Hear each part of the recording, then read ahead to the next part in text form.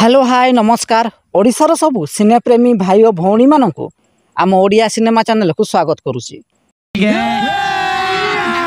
अभी मजा आएगा ना भिड़ो। आज कथा 1994 मसीह रिलीज होइथिबा ओडिया सिनेमा पाचेरी उठिला मझी दुआरु केउ तमिल सिनेमारू कॉपी होइची।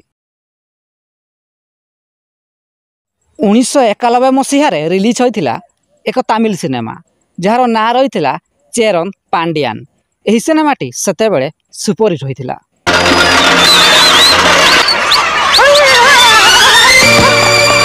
एहार 3 वर्ष परे अर्थात 1994 मसीह रिलीज होइथिला ओडिया सिनेमा पाचेरी उठिला मझी दुआरु।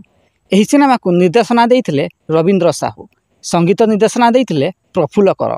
एही सिनेमार मुख्य भूमिका रे उत्तम महांती, विजय महांती, रायमोहन परिडा प्रमुख अभिनय करथिले।